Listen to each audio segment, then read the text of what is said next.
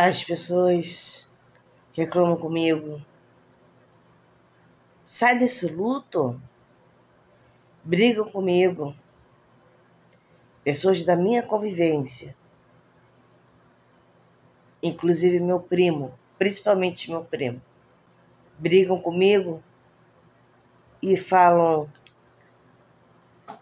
o seu irmão já morreu.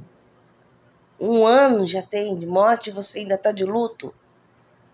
Para com esse luto. Teu irmão morreu e pronto. É a vida que se segue. Eu peguei e falei para o meu primo: tá bom, Júnior, você tem razão. Eu não tiro sua razão. Só que acontece que cada um somos diferentes de todo mundo.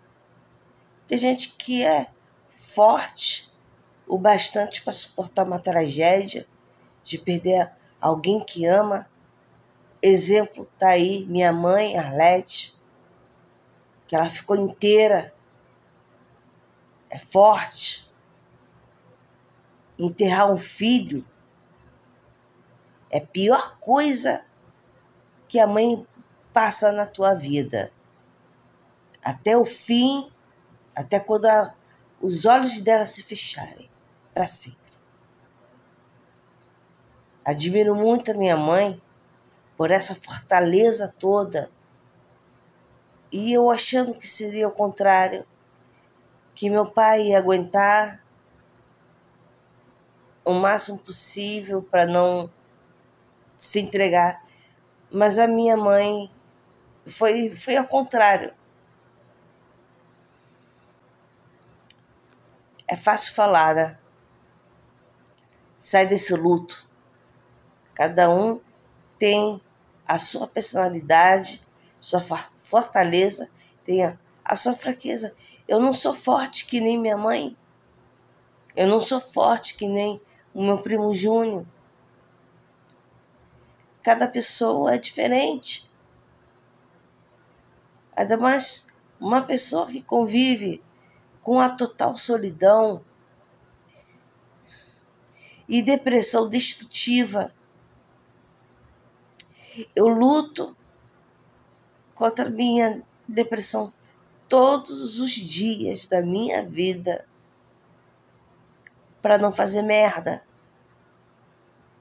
Eu luto para não fazer o maior pecado do mundo, que nem a Igreja Católica aceita, nem religião aceita. Pessoas que querem ir embora. Eu sou dessas pessoas. E eu luto. Eu penso... Gente, vocês não conhecem o que é depressão. Vocês não conhecem o que é isso. Vocês acham que é bobagem? É frescura? Ah, isso aí é psicológico. Passa logo, isso aí está sendo dramática demais. Dramática demais. Passou-se o ano, sim. Mas para mim é como se fosse o mês passado. Nem todo mundo é forte, não. Eu sinto saudade dele todos os dias, sim. Mas eu não fico chorando, me lamentando, porque ele não está aqui. A pessoa desencarnada, isto é, a pessoa que faleceu, ela precisa se encontrar. Ainda mais que morre antes do tempo, em plena atividade da tua vida, em plena felicidade, com a esposa e filho, e de repente morre, faz aniversário, 1 semana, está debaixo da terra. E vocês ainda me falam que... E brigam, não falam não, vocês brigam comigo. Saia dessa porra desse luto. Mais uma vez eu digo, é fácil falar. Eu sei que meu primo Júnior, ele perdeu o irmão, o Wallace. Eu acho que ele tinha 18, 19 anos, 20 no máximo. Acidente de moto. O meu primo, quando veio aqui em casa, quando a poeira baixou, meus pais foram para outra casa para descansar a cabeça. Aí sim, o meu primo veio me consolar. Ele se viu no meu lugar por causa desse irmão que ele perdeu. E foi da maneira mais trágica possível.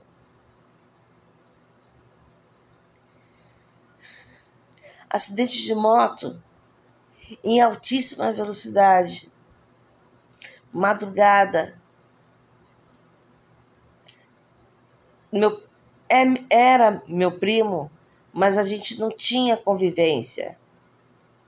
O Wallace é o irmão do meu primo Júnior. Só que eu e o Wallace, apesar da diferença enorme de idade, a gente nunca teve afinidade nenhuma.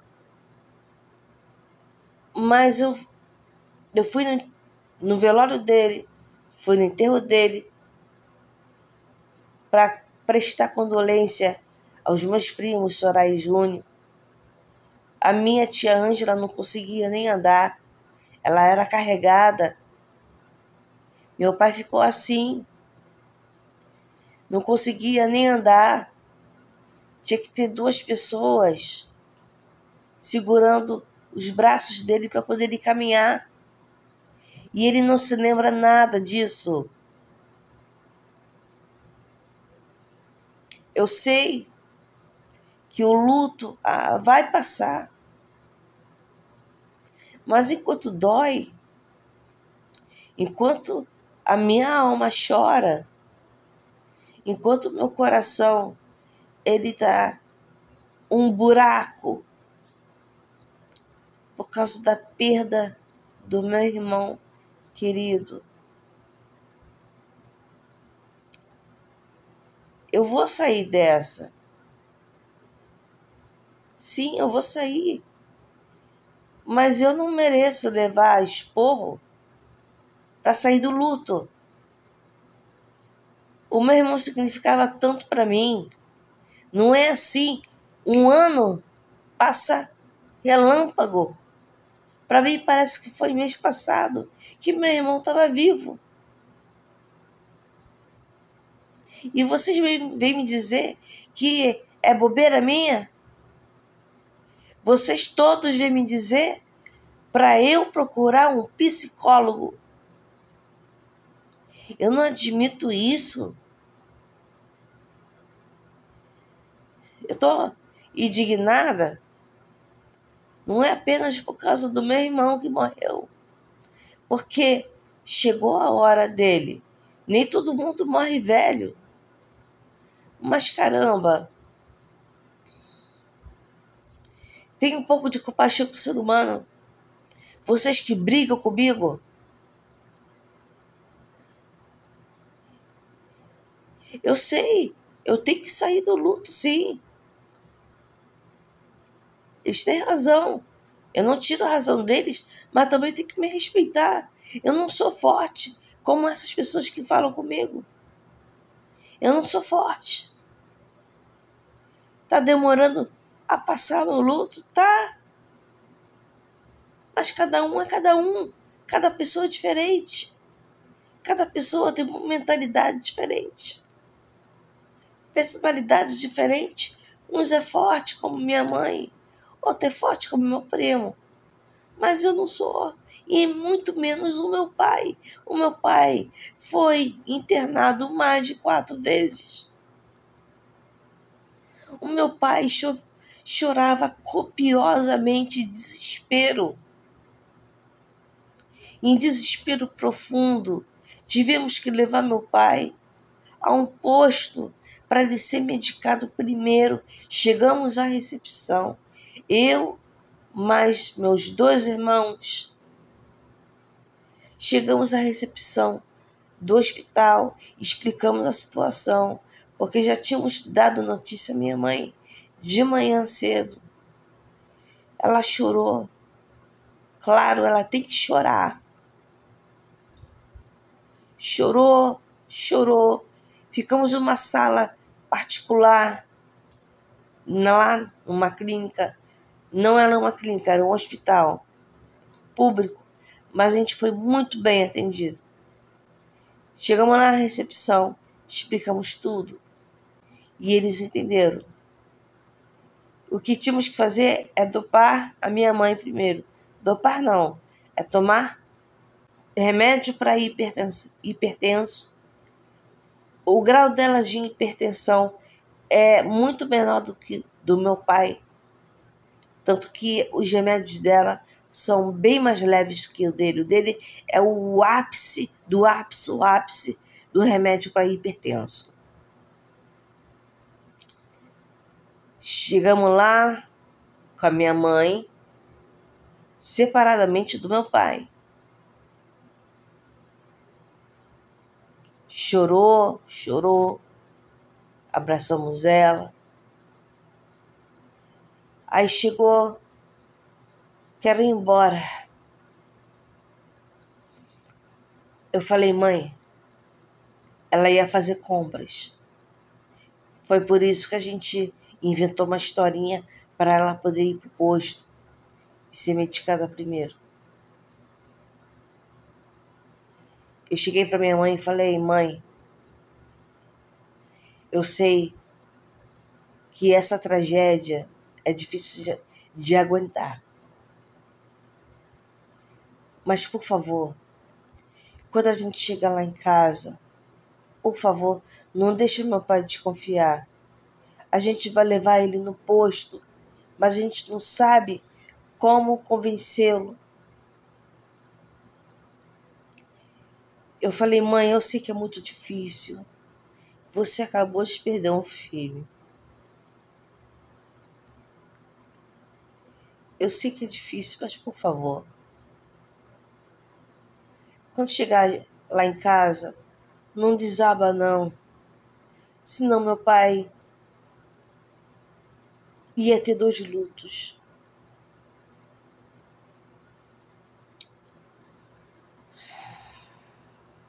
Ficamos enrolando meu pai. Tava toda a família reunida. Até o Binho tava lá. Ele só vai lá uma vez na vida, outra na morte. Dessa vez foi na morte. Pois bem, ninguém sabia o que fazer. Como convenci meu pai a ir ao posto, ser medicado primeiro, para poder receber a notícia de que o filho dele morreu. Ninguém conseguia pensar em nada. A minha mãe segurou forte. Quando ela chegou em casa, eu estava com medo. Ela falou assim, tá bom, eu vou me segurar. Só que eu pensei no seguinte, estava morrendo de medo enquanto a gente estava encaminhando lá para casa. O meu medo é de minha mãe descer as escadas, que meu pai sempre fica na varanda, na cadeira de balanço. Eu estava morrendo de medo de minha mãe descer a escada, encontrar meu pai na varanda e ela desabar. Eu não sei se foi a ajuda de Deus. Eu não sei se foi, mas eu acho que deve ser. Ela teve força o bastante para esconder do meu pai que o filho deles acabou de morrer. Quando ela chegou lá em casa, ela tentou disfarçar o máximo possível. Ela se trancou no banheiro, chorou em silêncio. Não gritou, não esperneou, não fez escândalo nenhum. Quando chegamos, meu pai estava normal. Para o meu pai, a situação do meu irmão era estável. Só que meu irmão já tinha morrido e meu pai não sabia. Mas a gente tinha que contar para ele. Alguma alma sem luz falou assim, desse jeito: é melhor não falar nada com ele. Fingir que meu irmão está vivo. Eu peguei isso no ar. Alguém falou, uma voz masculina falou: é melhor não contar para ele que o filho dele morreu. Eu falei: nada disso. Ele tem que saber. Então, moral da história, minha mãe se trancou no quarto, ainda encostei na porta. Ela estava chorando em silêncio. Meu pai tem problema de audição, mas ela preferiu fazer isso. Foi a escolha dela, se trancar no banheiro e chorar em silêncio. Perder um filho é a pior coisa que existe na vida de uma pessoa. É pior do que a guerra, é pior do que a fome, é pior do que ser um sem-teto, é pior do que tudo. É pior do que você ter uma doença que vive por anos com essa doença. Mas ela se manteve firme. Depois ela saiu do banheiro, foi direto para o quarto, encostou a porta e ficou deitada. Ela estava de olhos... Eu cheguei lá para saber se ela está bem, se ela precisava de água, algum calmante, água com açúcar. Só que ela falou assim: não, filha, deixa eu quietinha. Falei: tudo bem. Aí o que aconteceu? Ela ficou deitada, claro, os olhos dela estavam muito inchados, de tanto chorar. Ela estava só deitada, não estava dormindo. Ela me relatou isso. Eu não estou aumentando, nem fingindo, nem... Por incrível que pareça, o meu finado irmão estava lá. Minha mãe, ela estava encostada, estava na ponta da cama, era cama, claro que é cama de casal, e ela estava assim, ó, com a cabeça no travesseiro, só de olhos fechados. Só que ela viu o meu irmão perto dela.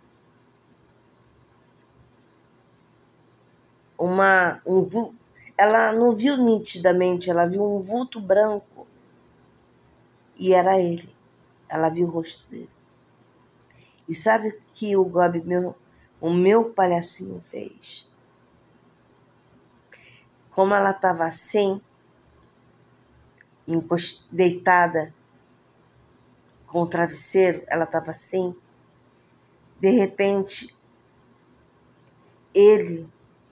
ela sentiu que estavam empurrando os dedos dela e ela sentiu um beijo na bochecha dela.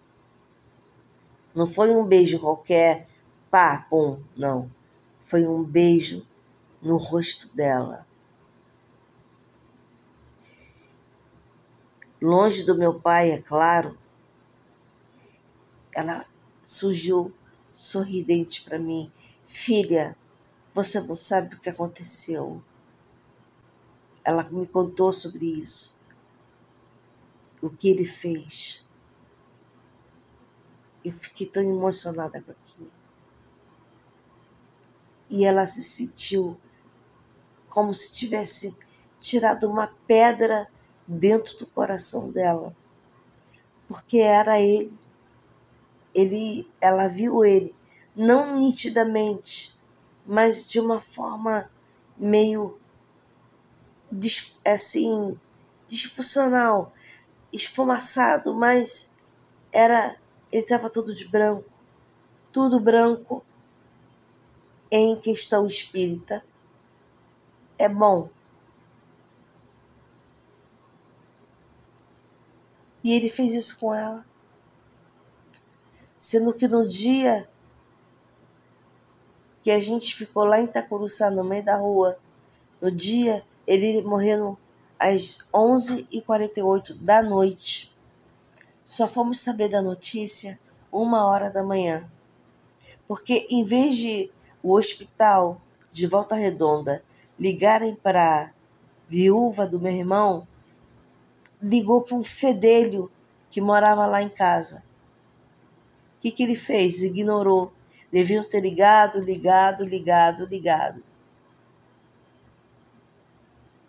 Eu estava na sala de casa, vendo TV, mexendo no celular como sempre. Estava a sala escura, porque eu gosto de economizar energia elétrica. Aquilo para ela, o que aconteceu, ela ficou tão assim, é difícil de descrever. Filha, o teu irmão fez isso. Falei, mãe, tem certeza que foi meu irmão? Sim, ele não estava, o espírito dele não estava muito nítido, mas ele estava meio esfumaçado. Só médios podem explicar isso. Mas ele estava com uma pequena luz acesa. Por quê? Porque ele não aceitava a morte dele. Ele não aceitou de ele ter morrido, desencarnado.